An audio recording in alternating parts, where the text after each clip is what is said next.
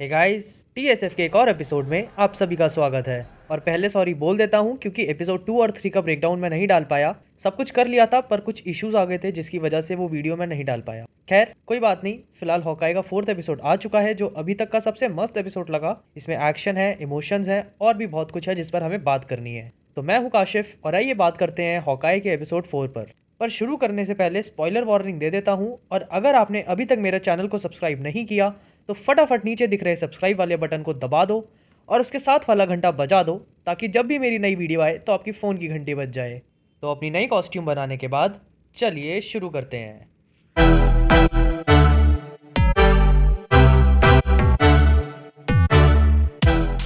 तो एपिसोड की शुरुआत वहीं से होती है जब जैक हॉकाई की रॉनिन वाली तलवार से उसका रास्ता ब्लॉक कर देता है, पर एलिनोर वहां पर आकर उन लोग की लड़ाई वड़ाई जो भी होने वाली होती है उसको रोक देती है। फिर इनकी डाइनिंग टेबल पर बैठकर एक कन्वर्सेशन होती है और यहाँ जैसा कि मैंने पहले बोला था, जैक AKA स्वॉर्ड्स मास्टर या स्वॉर्ड्समैन और क्लिंट की रिलेशन को कॉमिक्स के हिसाब से नहीं दिखाया। कॉमिक्स में जैक क्लिंट का मेंटोर होता है पर सीरीज में ऐसा कुछ भी देखने को नहीं मिला। पर इसी कन्वर्सेशन के बीच क्लिंट को रॉनिन की स्वॉर्ड दिखती है जो जैक ने ब्लैक मार्केट से चुरा ली थी और क्लिंट वहां से जाते जाते वो तलवार भी उठाकर ले जाता है विदाउट एनीवन्स नोटिसिंग इट। फिर लिफ्ट में क्लिंट लॉरा को एक मैसेज करता है जिसमें वो स्लोन लिमिटेड कंपनी के बारे में उससे इंक्वायरी करने के लिए बोलता है। तो मैं श्योरिटी के साथ तो नहीं कह रहा पर स्लोन लिमिटेड वॉकर स्लोन की कंपनी हो सकती है और ये बंदा एल्केमैक्स कंपनी का CEO है और इस कंपनी को हमने स्पाइडरमैन इनटू द स्पाइडरवर्स में देखा था। और गेस करो इसको ओन कौन करता है?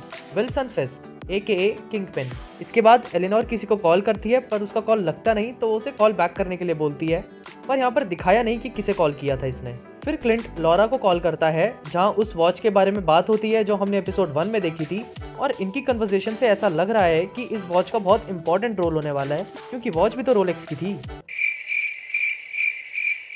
और ये भी पता चलता है कि जैक ड्यूकेन मनी लॉन्ड्रिंग कर रहा है किसी बड़े आदमी के लिए। फिर यहाँ एलिनोर केट के बारे में थोड़ा परेशान होती है तो जैक उसके साथ डांस वांस करता है, थोड़ा लाइट फैमिली मोमेंट हमें यहाँ पर देखने को मिलता है। और इसके बाद क्लिंट आइस पैक्स की जगह ठंडे जूस के पैकेट से झिकाई विकाई कर रहा होता है। फिर वहाँ केट पिज्जा और क्रिसमस कॉस्ट्यूम और मूवी DVDs लेकर आती है जो कि कॉमिक्स का रेफरेंस था क्योंकि कॉमिक्स में मूवी मैराथन होता है और एक पूरे इशू में हमें सिर्फ ये अपनी मूवी ही दिखा देते हैं। फिर यहाँ क्लिंट केट को बताता है कि स्लोन एक शेल कंपनी है जो ट्रैकसूट माफिया के लिए मनी लॉन्ड्रिंग करती है और जैक ड्यूकेन उसका CEO है और ये भी लॉरा ही उसे बताती है। और पहली बार हमें पता चला कि लॉरा का कुछ रोल भी है और वो सिर्फ एक हाउसवाइफ नहीं है।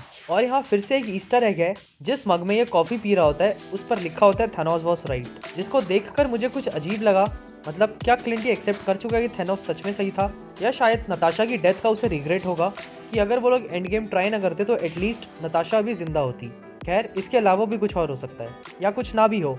फिर क्लिंट और केट की ट्रिक एरोस को लेकर कुछ बातें होती हैं जिसमें वो क्लिंट को बूमरैंग एरो का आइडिया देती है पर क्लिंट उसका मजाक बना देता है जो कि एग्जैक्टली कॉमिक्स में भी होता है, बस कैरेक्टर्स को स्वैप कर दो। तो कॉमिक्स में ये होता है कि क्लिंट केट को बूमरैंग एरोस के बारे में बताता है पर वो इस कॉन्सेप्ट को थोड़ा फनी समझती है, पर बाद में वो इसका यूज भी करती है वही कार चेजिंग वाली सीक्वेंस में उसी ब्रिज पर जिसपे क्लिंट ने सीरीज में पिम एरो का यूज किया था। और बूमरैंग एरो को यूज करके वो एक ट्रैकसूट माफिया को भी टेक डाउन करती है। इसके बाद क्लिंट बहुत मस्त चीज करता है, वो एक कॉइन से स्नैप करके रेडियो और टीवी दोनों को बंद कर देता है जो काफी अमेजिंग लगा मुझे। इसके बाद केट क्लिंट से पूछती है कि उसका अभी तक का सबसे बेस्ट शॉट कौन सा था, तो क्लिंट उसे बताता है कि बेस्ट शॉट उसका वो था जो उसने कभी लिया ही नहीं। यहाँ वो नताशा की बात कर रहा होता है क्योंकि क्लिंट को नताशा को मारने के लिए भेजा गया था पर उसने अपना माइंड चेंज कर लिया था और इस बात का रेफरेंस हमें एवेंजर्स में भी देखने को मिलता है। Agent Barton was sent to kill me. He made a different call. इसके बाद केट समझ जाती है कि क्लिंट ही रॉनिन था और क्लिंट उसे बताता है कि वो कोई हीरो नहीं है, वो बस एक वेपन है। यानी क्लिंट के ऊपर भी कोई था जो उसे ऑर्डर्स देता था उन लोगों को मारने के लिए और माया के फादर को भी उसने किसी के कहने पर ही मारा था। और यहाँ हमें ये भी पता चलता है कि क्लिंट अभी भी नताशा की डेथ और अपनी रॉनिन वाली मेमोरीज से डील नहीं कर पाया और अभी भी उसे इन सब चीज़ों के नाइटमेयर्स आते हैं। इसके बाद केट लार्पर्स के पास ट्रिक एरोज लेने जाती है जहां उसे वेंडी कॉनराड मिलती है जो कि एक ऑफिसर होती है और वो केट की हेल्प करने के लिए मान जाती है।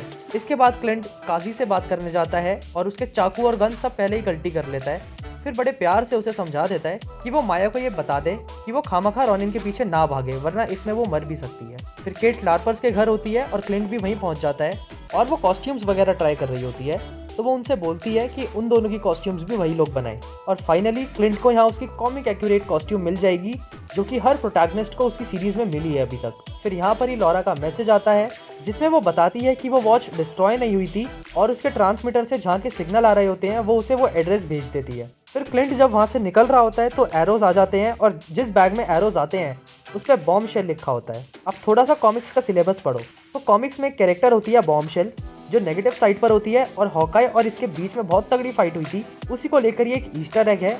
और कॉमिक्स में बॉम्ब शेल का असली नाम वेंडी कॉनराड होता है। ये वही ऑफिसर है जिसने इसकी हेल्प करी है एरोज लाने में। फिर ये लोग उस अपार्टमेंट में जाने का और वहाँ से एग्जिट का प्लान बनाते हैं, जिसको केट सुनती भी नहीं है और सीधा उस अपार्टमेंट में चली जाती है। फिर ये लॉक वॉक खोलकर अंदर घुसती है तो वहाँ लाइट अलार्म्स होते हैं जिन पे वो प्लेडो एरो मार के बंद कर देती है और वो वॉच उसे मिल जाती है।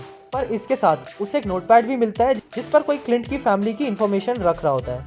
और इतने में हमें पता लगता है कि ये माया का अपार्टमेंट है और क्लिंट पर कोई अटैक कर देता है और पीछे से माया केट पर अटैक कर देती है। पर क्लिंट को भी यही लग रहा होता है कि माया उस पर अटैक कर रही है, तो ये मकड़ी जैसी आंखें लेकर येलिना बेलोवा होती है जो क्लिंट पर अटैक करती है।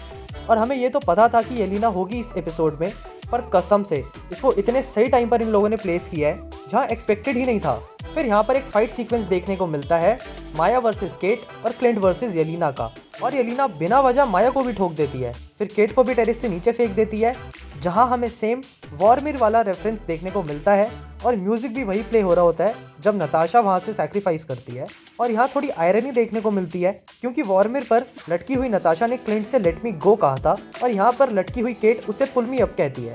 फिर इनकी थोड़ी और फाइट होती है और केट येलिना पर शॉट ले रही होती है बट नहीं लेती। अगेन आयरनी, क्योंकि क्लिंट ने भी यही किया था नताशा के टाइम पर। इसके बीच में माया वहाँ से कट लेती है क्योंकि केट और क्लिंट तो उसे पीट ही रहे होते हैं, पर येलिना जिससे वो मिली भी नहीं वो भी उस पर हाथ साफ करती है बीच बीच में। फिर येलिना भी वहाँ से चली जाती है और क्लिंट भी केट को वहाँ से जाने के लिए बोल देता है और बस यही एपिसोड खत्म हो जाता है। अब हम में से कुछ लोग इस एपिसोड में किंगपिन को एक्सपेक्ट कर रहे थे, बट कम ऑन यार, इतने बड़े विलन को ऐसे ही थोड़ी दिखा देंगे, थोड़ी हाइप तो क्रिएट होने दो। किंगपिन आएगा पर शायद सीजन फिनाले में या नेक्स्ट एपिसोड में भी देखने को मिल सकता है। खैर ये एपिसोड भी काफ़ी अच्छा था और क्योंकि अब येलिना आ गई है तो काफ़ी मज़ा आएगा हमें क्लिंट और येलिना की स्टोरी आपको देखने में। पर दूसरी तरफ येलिना नताशा की लेगेसी को कैरी कर रही है और केट भी आगे चलकर क्लिंट की लेगेसी कंटिन्यू करेगी, तो इन दोनों की बॉन्डिंग देखने में भी काफ़ी इंटरेस्टिंग होने वाली है। तो बस यार आज के लिए इतना ही। ये एपिसोड आपको कैसा लगा मुझे कमेंट्स में बताओ, और अगर मुझसे कुछ मिस हो गया हो तो वो भी कमेंट्स में मेंशन करो। इसके बाद वीडियो पसंद आई हो तो वीडियो को लाइक करो और शेयर करो सारे मार्वल फैंस के साथ, और चैनल पर नए हो तो चैनल को सब्सक्राइब करो और बेल आइकन को भी दबा दो। और अगर इतने से मन ना भरे तो मुझे इंस्टाग्राम पर भी फॉलो कर सकते हो, जिसका लिंक आपको नीचे डिस्क्रिप्शन में मिल जाएगा। तो that's all for today, see you soon in the next video. Till the time try being a super fan.